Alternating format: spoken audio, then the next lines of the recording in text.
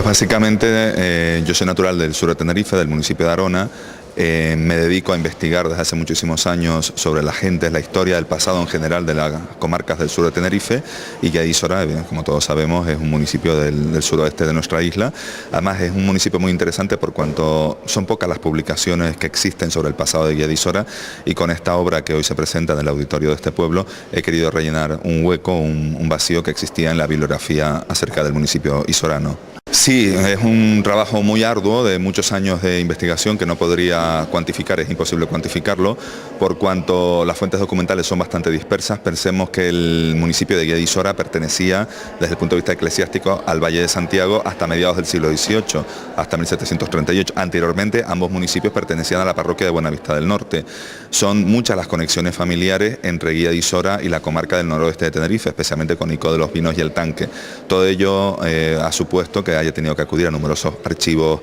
de la isla de Tenerife e incluso de fuera de la isla de Tenerife, dado que muchas familias isoranas tienen sus raíces en otras partes del archipiélago canario, como los Mesa, que proceden de Fuerteventura, los Placeres de Lanzarote, los Melián de La Gomera o los Mederos de la isla del Hierro.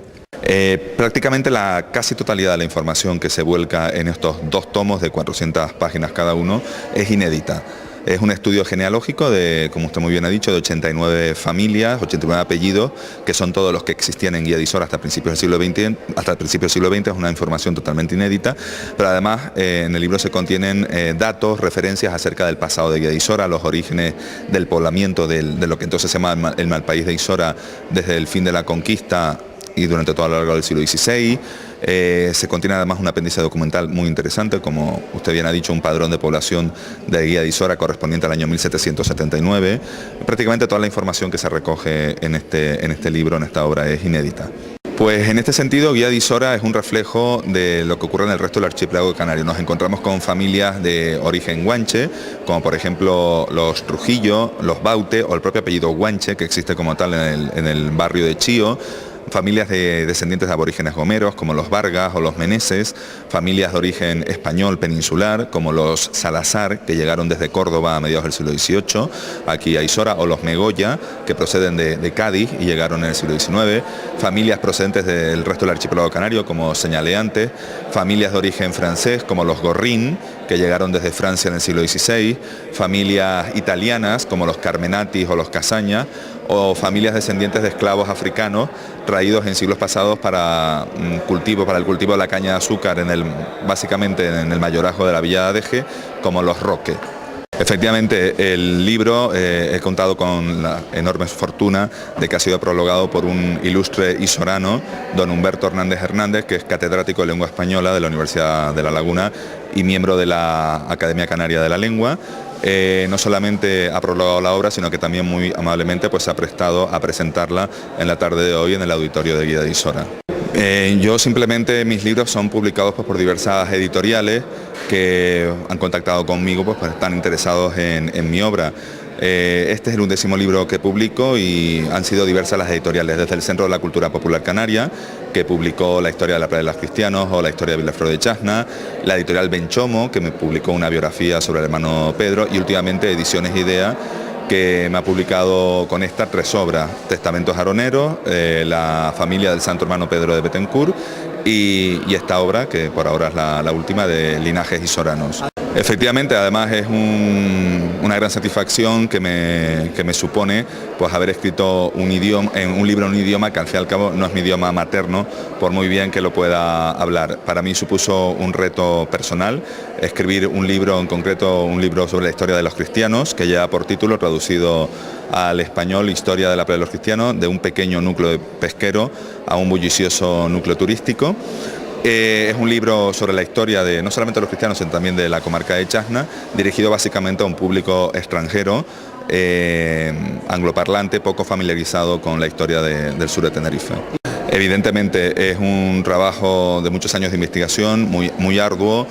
muy riguroso y muy documentado, y que espero pues que sirva para que no solamente los guisoranos, sino cualquier persona que no siendo guisorana tenga alguna de sus raíces en este municipio o simplemente viva aquí en el municipio de Guía de Isora o esté interesado en el pasado de esta tierra sureña, pues creo que en esta obra que hoy presentamos, Linajes Guisoranos, va a tener un buen referente para conocer no solamente las familias y los orígenes de los actuales guisoranos, sino también el pasado de este municipio.